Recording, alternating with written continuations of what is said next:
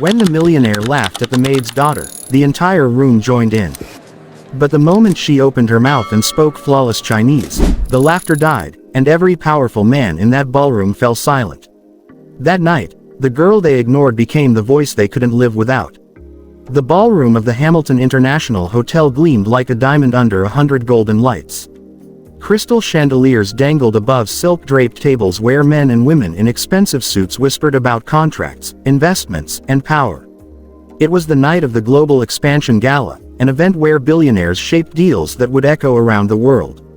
In that space of wealth, no one noticed the small, quiet figures who cleaned, carried trays, or pushed carts through the side doors. But one of those quiet figures would soon change everything. Amira Johnson, 17 years old, walked through the hotel's service hallway with her head slightly bowed, wearing a uniform a little too big for her. She shouldn't have been there. Her mother, Gloria Johnson, usually worked the night shift, cleaning the grand hall after the guests left, scrubbing floors while the wealthy slept upstairs. But tonight, Gloria twisted her ankle and couldn't work. If she missed a shift, she might lose her job. So Amira put on her mother's uniform, tied her curly hair into a neat bun, and quietly took her place.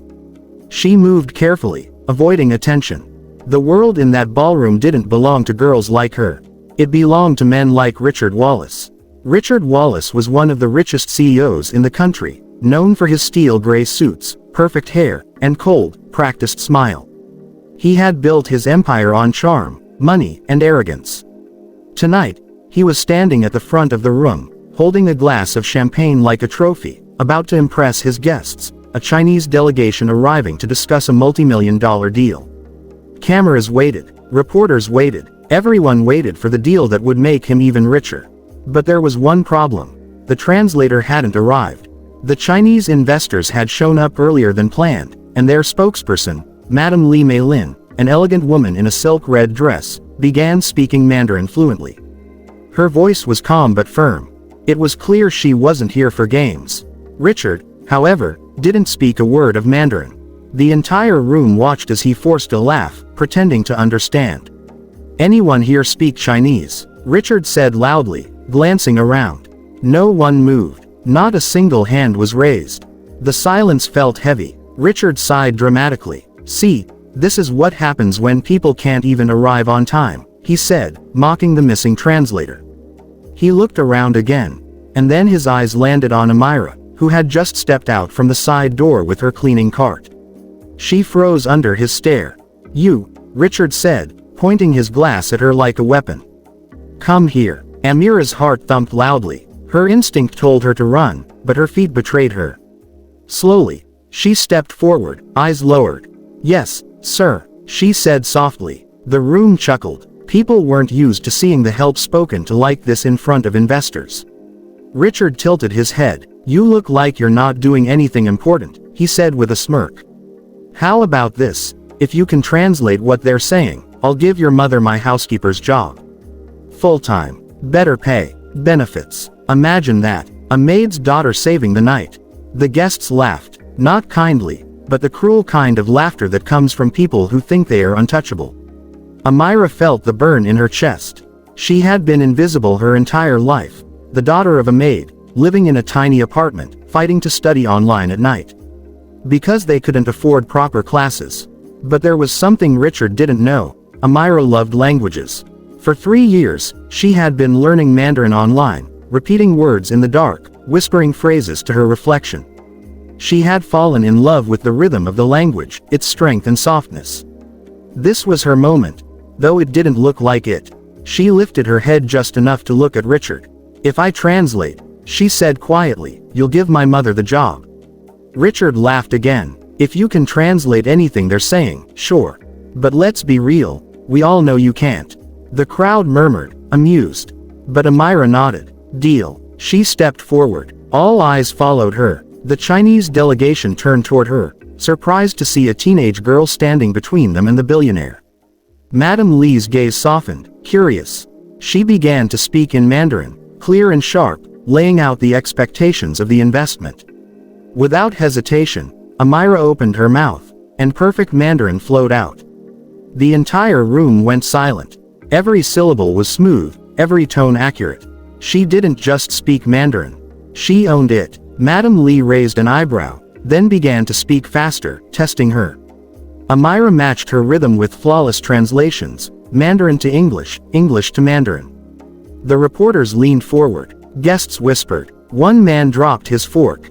Richard's confident smirk vanished. He had expected a punchline, not a miracle. Madam Li's expression slowly transformed into admiration. She stepped closer to Amira and asked her more complex questions about contracts, cultural expectations, and partnership values. Amira didn't hesitate. She answered clearly, respectfully, bridging two worlds with her voice. When Madam Li finally stopped, she turned to Richard and spoke something short and sharp in Mandarin. Amira took a breath and translated clearly. She says respect is not bought with money. It is earned with understanding. She would like me to sit at the negotiation table tomorrow. The room gasped. Richard froze. This was not how his night was supposed to go. He had planned to look powerful, not be upstaged by a maid's daughter. Madam Li smiled warmly at Amira. Ni de zhong wian hen hao. Your Chinese is very good. Amira bowed her head slightly, whispering, xie xie. Thank you. The guests began clapping softly. Some even stood. The same people who laughed at her now looked at her with awe. The invisible girl had become the most important voice in the room. Richard coughed awkwardly. Well, a deal's a deal. Your mother will get the job. Amira looked at him directly for the first time, her eyes strong. Yes, she said calmly. She will. Madam Li extended her hand toward Amira. Tomorrow, 10 a.m. Boardroom. I want you there. Richard had no choice but to nod. Amira walked out of that ballroom taller than she'd ever walked in. The cameras followed her. She didn't look back. When she reached home that night, her mother was sitting on the small sofa, a cup of tea in her hand, her ankle wrapped. Mama, Amira said, breathless, still glowing from everything that had happened. She told her every detail. The laughter, the deal, the translation, Madam Li's words. Gloria's eyes filled with tears. She cupped her daughter's face gently, whispering, I always told you, baby, gentle words can move mountains. And tonight, you moved one. Outside their tiny window, the world went on like nothing had changed. But inside that small apartment, everything had. Tomorrow, Amira wouldn't just be the maid's daughter. Tomorrow, she would sit at a table where only the powerful sat. And for the first time in her life, they would listen. The next morning, the world felt heavier, not because of the clouds hanging low above the city, but because of the weight in Amira Johnson's chest. She stood in front of the cracked mirror in their small apartment, adjusting her simple black blazer. It wasn't expensive. In fact, it had belonged to her mother years ago when she used to dream of being more than a hotel cleaner. The sleeves were a little short. The fabric was a little worn. But for Amira, it felt like armor. Her mother, Gloria, sat on the couch with her ankle wrapped, smiling through her tears. You look like you belong at the top of the world, she whispered.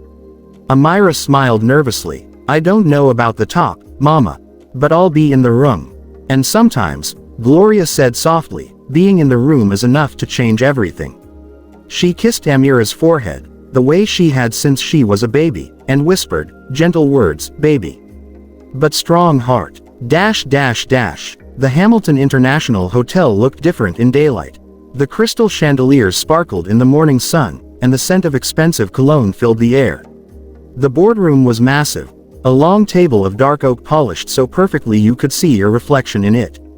Around it sat powerful people, businessmen, government officials, reporters, Madam Li's delegation, and, of course, Richard Wallace, the man who had once laughed at her like she was invisible. But Amira wasn't invisible anymore. As she entered, dozens of eyes turned to her. Some curious, some doubtful, some even admiring. She swallowed hard but kept her head high. Richard forced a smile. Well, look who decided to join the grown-ups, he said in his usual smug tone, trying to regain control. Amira didn't respond to his mockery. She walked to the translator's seat, the very spot that had been meant for someone with a university degree and years of experience. She sat down, steady, quiet, confident. Madam Li smiled at her warmly. Zhao Shanghao, Mila, good morning, Amira. Amira returned the smile. Zhao Shanghao, Li knew she. Good morning, Madam Li. The other members of the Chinese delegation exchanged surprised but impressed looks. Madam Li had tested many translators before. But something about this young girl's confidence, her clarity, her humility, made them trust her. Richard cleared his throat. All right, let's begin. We're here to finalize the Hamilton International and Lee Group partnership. Let's keep things moving quickly. No need to get emotional. He looked at Amira when he said that, as if she were a child about to make a mess. But she wasn't the same girl from last night. The meeting began. Madam Li spoke in Mandarin about their expectations, their cultural values, and their business priorities. Amira translated every word flawlessly. Then Richard spoke in his confident, rehearsed tone, and she translated his words into Mandarin with grace and precision. But something started to shift. Madam Li's tone grew serious. She leaned forward and began to question Richard's intentions. She asked about fair wages for the hotel's staff, environmental responsibility, and long-term respect for cultural exchange. Richard hesitated. He hadn't prepared for this. He thought the meeting would be about money and signatures. He wasn't ready to answer questions about people. Tell her, Richard said to Amira, that of course we value workers and partnerships. She doesn't need to worry about the little details. Amira froze for a second. That wasn't the right translation. If she said exactly that, Madam Li would be insulted. But if she softened his words, she would be lying. And she wasn't there to protect Richard's ego. She was there to speak truth. She took a breath. Richard says, she translated calmly, that this partnership will only work if there's real respect for both workers and cultures. He believes details are not little. They're the heart of the agreement. Richard stared at her, stunned. He hadn't said that, but the look in Madam Li's eyes told Amira she had said exactly what needed to be heard. Madam Li nodded, pleased. The negotiation continued. Richard tried to control the conversation, but Madam Li's delegation was sharp and firm. Every time they questioned, Amira stood like a bridge between two worlds, not just repeating words, but giving them weight, heart, and meaning. One of the investors asked about worker rights. Richard fumbled. Madam Li looked at Amira. She hesitated for a second, then did something brave. She told them about her mother. She told them about how her mother had cleaned rooms in that hotel for 12 years. How she never once got a raise that matched her worth. How people walked past her every day like she was invisible. And how last night, for the first time, someone finally saw what someone from the shadows could do. Madam Li was silent. Then she said softly, Nihen Yonggan. You are very brave. Amira translated her own praise. She says, I'm very brave. Richard slammed his hand lightly on the table. This isn't a charity event. This is business. Madam Li turned to him coldly. Business built on disrespect is doomed to fall. The room fell into silence. For the first time, Richard didn't look like the man in control. He looked like someone standing on a stage where the spotlight had shifted away from him. Madam Li then made an unexpected announcement. Our partnership depends on one condition. That we improve the working conditions of the hotel staff. Fair pay, respect, real change. If not, we walk away. The investors murmured. Richard paled. He needed this deal. He forced a smile and nodded stiffly. Of course, we can make that happen. Madam Li looked at Amira. And I want her to be part of our cultural exchange program. She's the kind of voice we need. The entire boardroom gasped. Amira's hands trembled slightly under the table. Richard stammered. She's not. Madam Li raised a hand. She's exactly what this partnership represents. Understanding, strength, and truth. This girl reminded me last night why I started this work. It's not just about money. It's about people. Everyone in the room turned toward Amira. Not the invisible cleaner's daughter anymore. Not a joke. Not background noise. But the reason the deal stayed alive. Richard swallowed his pride. He nodded. He had no other choice. The deal was signed an hour later, but it wasn't the signatures that mattered most. It was the shift in the room. The girl who had once pushed a cleaning cart now walked out as someone who had changed the course of a company's future. Outside, the city was alive with noise, but Amira stood on the hotel steps with Madam Li beside her. Madam Lee placed a gentle hand on her shoulder. "You have a gift, Amira. Don't ever let anyone silence it." Tears welled in Amira's eyes. "Thank you," she whispered. "Don't thank me," Madam Lee said softly. "Thank the girl who chose to speak when the world wanted her silent." Amira's mother was waiting at the bottom of the steps, her limp still there but her smile brighter than ever. When she saw her daughter walking out surrounded by journalists and flashes of cameras, her hands flew to her mouth. Tears streamed down her cheeks. "Mama," Amira whispered, running to her. "We did it." Gloria pulled her into her arms, holding her as if she could stop time. "No, baby, you did it." They stood there, wrapped in a moment that belonged only to them. Behind them, Richard gave a forced handshake to Madam Lee. But in truth, he knew something he'd never admit out loud. He had been defeated by the voice of a girl he once tried to humiliate. As the reporters asked questions, as the crowd buzzed, as the sun broke through the morning clouds, Amira Johnson, the maid's daughter, stood at the top of the hotel steps and felt something she had never truly felt before. Not fear. Not doubt. Power. But not the kind of power Richard had. This was the power of truth, dignity, and gentle words that could move walls no money ever could. She held her mother's hand tightly, and in that moment, she made a silent promise, to never let the world silence girls like her ever again.